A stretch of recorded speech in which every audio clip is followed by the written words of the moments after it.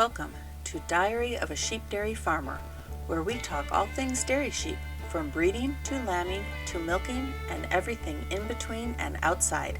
I'm your host Becca, owner, operator, and glorified farmhand of Hidden Hollow Sheep Dairy. Welcome back to another day of dairy sheep. Lambing is still going strong, and I feel like I am never in the house to get anything done. My house has not been cleaned since before Christmas. I'm lucky if I get a load of laundry done a week, and I need to do at least one a day. Dishes may get done every other day, but I have only because we have so few and need to keep them running.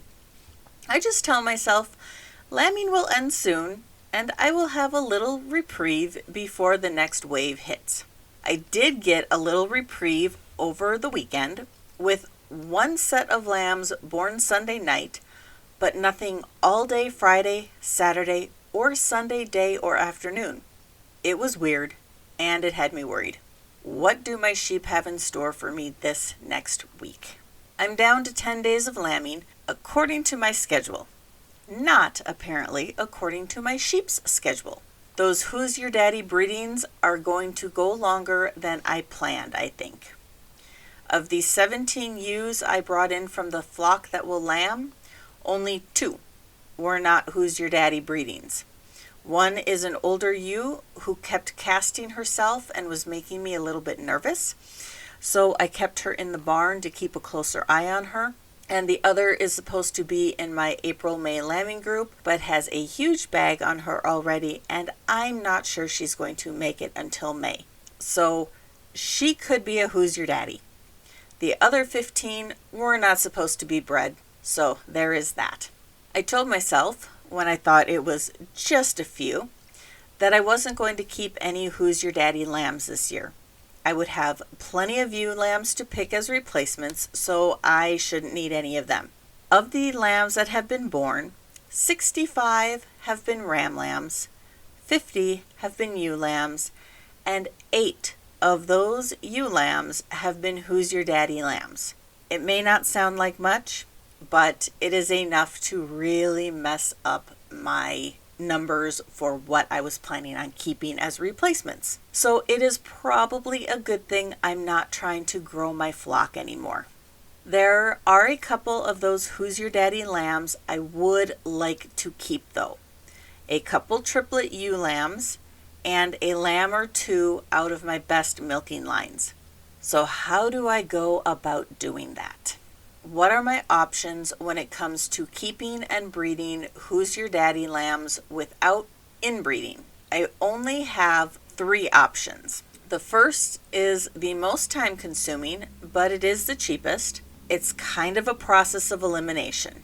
I know when the lamb was born, so I can go back into my planner where I write everything down and find out if the cover date coincided with the dates that Viper and Simon broke out. And I should say Viper, Simon, and 4 baby rams.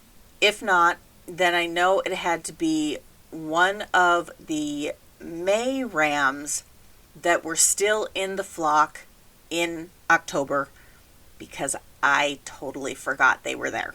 I will get out my sheep Bible that has everything that pertains to my sheep in it and start cross-referencing. So let's kind of walk through an example. So Tag, one of the ewes that had a Who's Your Daddy lamb, I already know that I am keeping her ewe lamb just from her milking lines. Now Tag was one of the ewes that lambed 2 weeks before anyone else. She lambed on January 19th. I plug that date into my lambing calendar, and it tells me she was bred on or around August 27th of 2024. So I know she was covered by one of the 8 ram lambs out back. Once I have all that information, I look up those 8 ram lambs. I have mom's number from their tags, so I look her up to see who she was bred to get the parentage of that ram. Now, when I do that, I also have the breed dates of those rams, and I find that 5 of those lambs were born in May. so the odds are pretty slim that they are daddy. That leaves me with 3.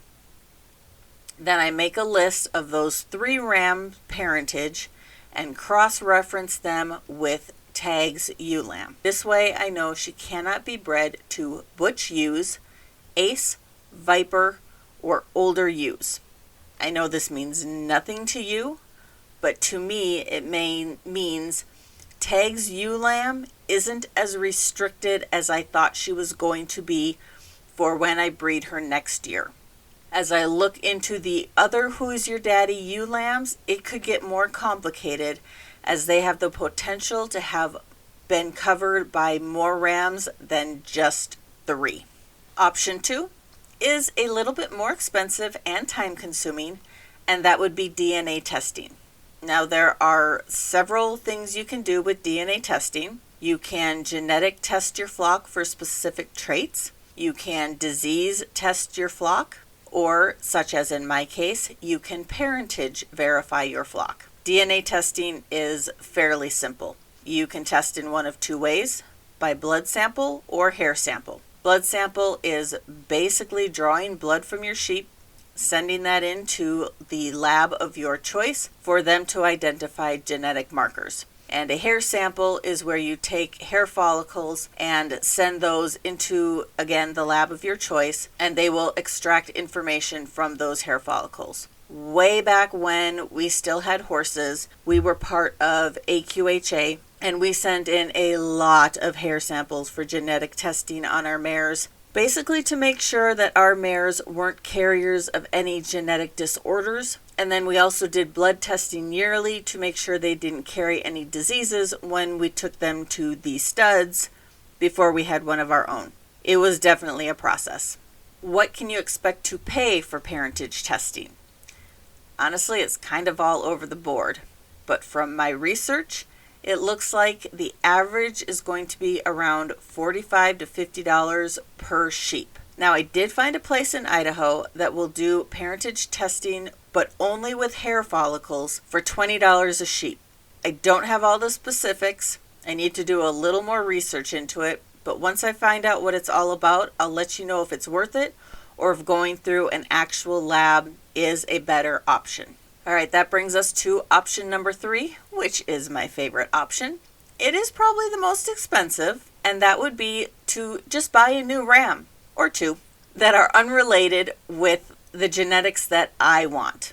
By buying 2 rams, I would use 1 on the Who's Your Daddy lambs, and then their daughters would go to the second ram, and by the time their daughters are born, I would feel safe enough to put them with one of my older rams that may not be related close enough or at all to those ewe lambs that are now almost 3 generations away from what potentially could be considered line breeding and not inbreeding.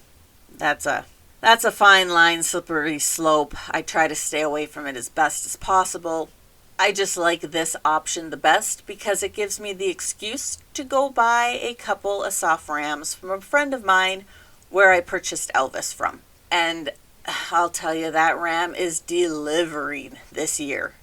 He may have been a little slow out of the gate last year, but this year, he is on a roll. If the 3 2024 ewe lambs I put in with him took, he will have a 100% coverage rate this year. And if the 3 didn't take, I'll still call it a win because they were little. I will definitely do a breakdown of all the lambing data at the end of this group, whenever that is going to be. So what can you expect to pay for a ram? That number can vary depending on what you are wanting.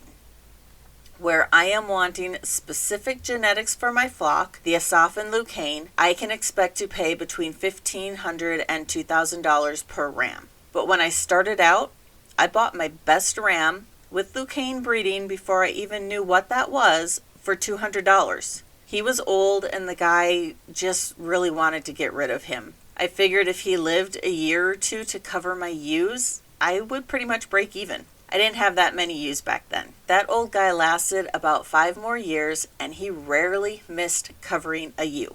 Now, you may be able to cheapen your ram purchase up by buying a lamb that's just been weaned, but if the milk lines are there, the price really isn't going to go down much. Or you could buy an older ram that is nearing the end. I don't want to say of his life, because maybe he isn't. Maybe the flock is too saturated with his bloodlines and the farmer needs to move him on and get new blood in the flock. By buying an older ram doesn't always mean that ram is at the end. It could mean just a little better deal for you. So these are my options. Lots of work, some work and expense, or lots of expense. For now, I'm sticking with option 1, only because I have a little time to work with this in between lambing.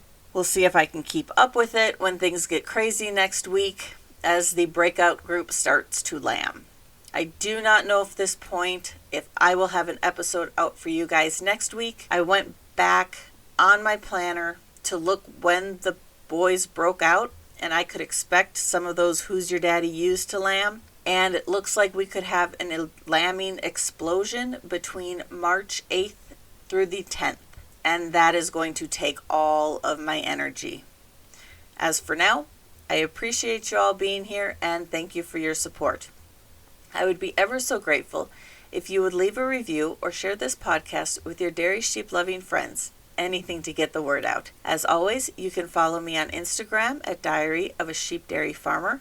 And if you want to follow the chaos around the farm, you can find me on Facebook, YouTube, Instagram, and TikTok at Hidden Hollow Sheep Dairy. If there are any topics you are interested in, or if you are interested in being a guest on the podcast, please let me know. You can reach out to me at hiddenhollowidaho@gmail.com. Thanks for being here, guys. We'll talk to you again next week, or the week after.